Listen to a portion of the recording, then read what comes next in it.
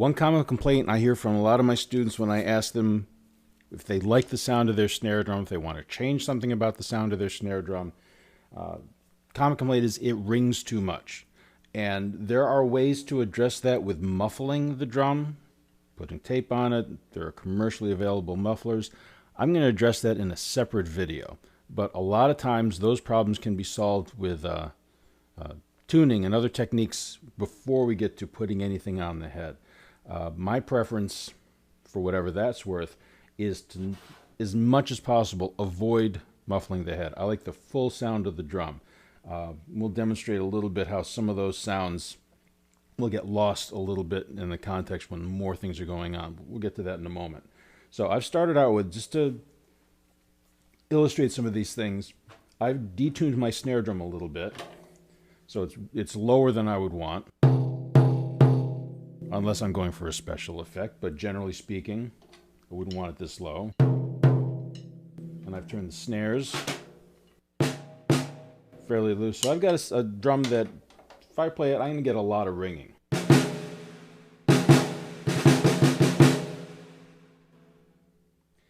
And again, you can use any sound you want for musical purposes, but in general, this was not my optimal snare drum sound. First thing I'm going to do is, you can hear how much sustain is on there. Want to get rid of some of that, and the easiest way to do that is to bring the pitch up a little bit. So I'm going to give everything half a turn. If you've seen the video on snare drum tuning, you'll recognize the star pattern I'm using. Crisscrossing from one tension rod to another. It helps to keep things balanced in terms of the tension on the head. And I'm going to just a little bit higher before I do anything else.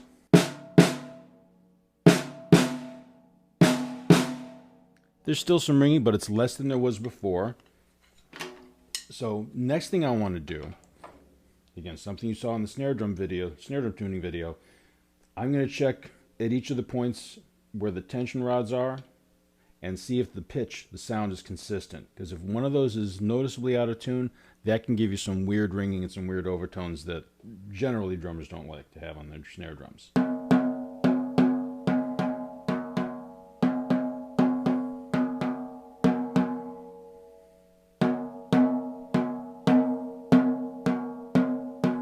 So I'm hearing a few, especially these two here. So I'm going to, since I want to bring the sound up a little bit more anyway, bring these up, check again, resting my finger in the center of the head, helps me to hear what's going on the edge.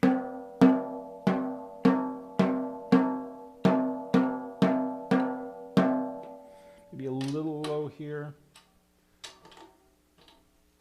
And it doesn't need to be perfect, but you want in the ballpark. You want it pretty close. You don't want any obvious differences.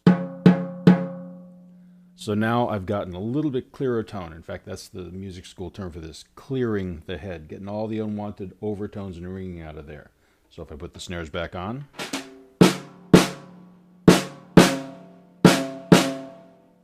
much crisper sound. And I could bring it up a little bit if I wanted to. Leave it right there for now. I kind of like a medium to low tuned snare drum sometimes. So I want to address the snare wires. And I've already got them kind of loose. I'm going to loosen them up a little bit more.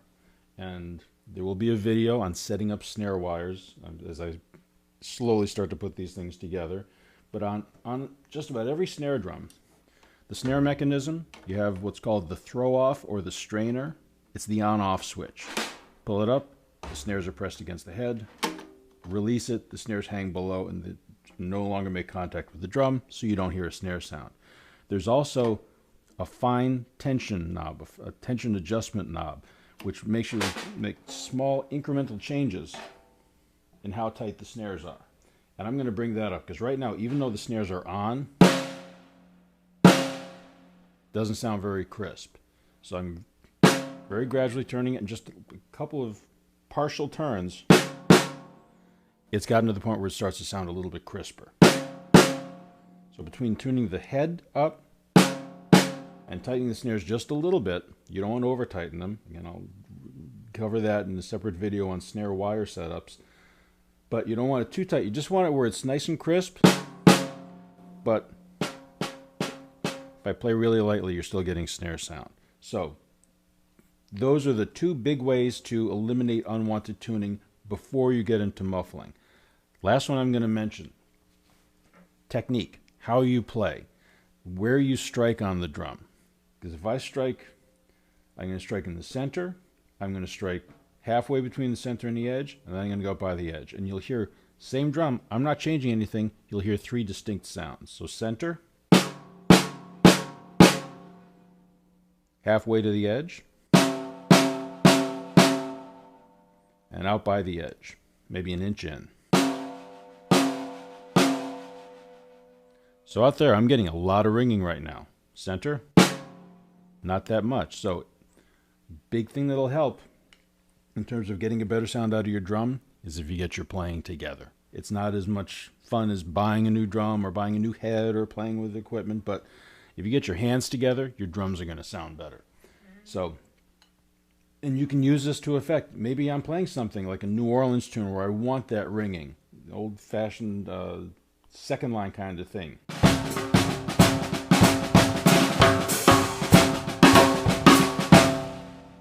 I want that ringing in there. But if I'm doing something where I want a little bit crisper sound, I'll hit more towards the center.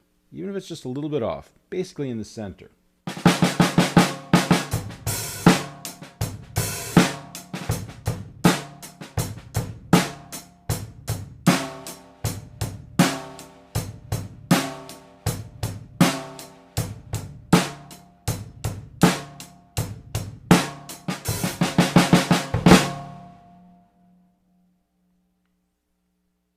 So if you're finding that your snare drum has a little more ring than you would like, try some of these different techniques, both in terms of tuning and how you play.